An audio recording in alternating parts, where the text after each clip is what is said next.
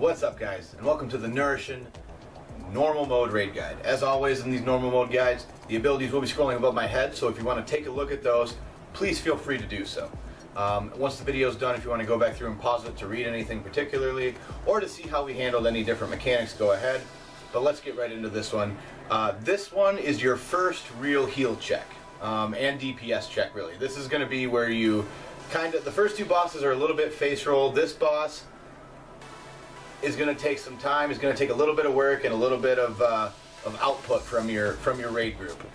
What you need to understand about this fight is a couple different things: how corruption works, and then what the individual trials are. Okay, so how corruption works is you start the fight with 75 corruption.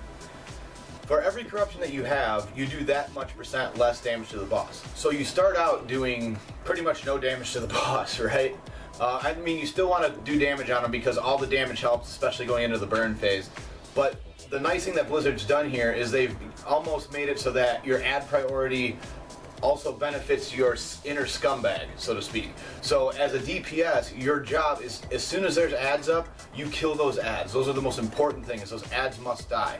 Not only are they that important, but you do all the damage in the world to those. So that's where your DPS will shine, is the more ad damage you do. Now obviously if there's no ads up, you get back on the boss, but you want to make sure that when those ads come out, that you're cranking them down.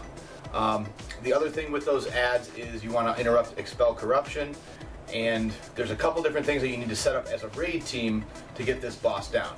The next really cool mechanic, and guys, I'm telling you, when you see this mechanic, I couldn't get the smile off my face. This mechanic was awesome. It was so cool. You have individual trials, okay?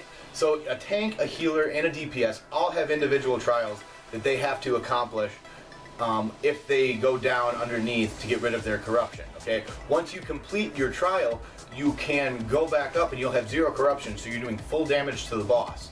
So what you want to do is you want to try to send DPS down and have them do their trial, and then they can come out and DPS the boss. Now, the trick here is we integrated a couple healers just because of the amount of damage coming out. But if you can get good stuns and interrupts on the ads, it's not quite as important. It really just depends on your raid comp and how your raid team reacts to things. You know, if they're not the quickest on stuns and interrupts, maybe sending a healer down will benefit you more than sending a DPS down. But we set up pretty much, we had 5 quadrants. In 25 minutes, there's 5 balls. And then we had all our groups all set up. So what you want to do is we have our tanks pretty much rotating because they're picking up residual corruption, which is just randomly goes around the room whenever you kill a big ad. So the tank's job is to pick up that corruption, and then they go down, do their trial, and they're kind of tank switching on that level. So once the other trial comes back up, he's got 0 corruption, he's going to tank the boss because he can get full vengeance, full damage, everything else. The other guy goes and clears the stacks, and that's pretty much your tank rotation. You also have big ads that can be tanked, and so those ads need to be tanked by the off tank as well. So you kind of are just managing your stacks between tanks and figuring out how long you need to wait before you go down and do your trial as a tank. So the other thing that you need to understand is that as an ad dies down below, an ad up top will spawn. It will mirror that ad up top. So the more people you send down at one time, the more ads you will be getting at one time. Now, depending how good your people are at doing the trials, if they all finish at the same time, you're going to have a lot of damage to deal with and a lot of ads to deal with. How we handled this mechanic was we had our DPS go down, and then when our group of DPS came back up, we would make sure all the ads were dead before we'd send our next group down, mainly to let the healers catch back up, as well as to make sure that the guys going down in their trial weren't going to die. Now, once you're down into your trial, I can't speak for the healer or the tanks, but I can tell you that the DPS trial, as you'll see, is really quite cool. There's a big ad that you don't want to stand in his ability, so you kind of kite him till he's dead. And the other 3 little ads have a deflection shield. Now, you can interrupt these little ads, but what you need to know is once they cast, they will be staring in that direction. So you want to get behind them to DPS them down. And the quicker you can DPS them down, the quicker you can get out with 0 corruption and get your damage back on the boss. And that's really the key, is getting used to this trial. I would recommend sending everybody in your raid down to at least see it, so they at least know what it looks like and know how to handle it. especially going forward into heroic modes and things like that, you're probably going to want to know exactly how these mechanics work, how the trial looks for your each individual class, and what are some tips and tricks for your class. As far as mages, obviously you can interrupt with counterspell and then just blink behind them. If you stand pretty close to them, some people it's a little bit risky depending on your lag situation. I know the first night out I was worried about that a little bit, so I stood a little bit further away than I probably could have.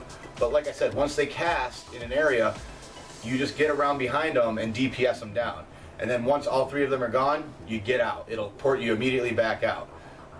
And if you don't complete your trial, you will have less corruption based on how well you did in your trial.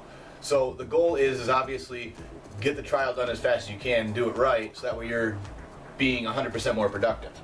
Now once the boss hits 50%, and every 10% thereafter, he will summon a big ad. So how we handled this was pretty much we had 3 groups go down, and then when the 4th group went down, the 3rd group popped Bloodlust, the 4th group came back up, and then the 4th group popped Bloodlust for themselves with 0 corruption, and then you're pretty much tunneling the boss. Now, ads are still priority, but you won't be getting a whole bunch of little ones because of the fact that there's no one down below. So every 10% you're going to need to burn a big ad, and there's a lot of damage coming out.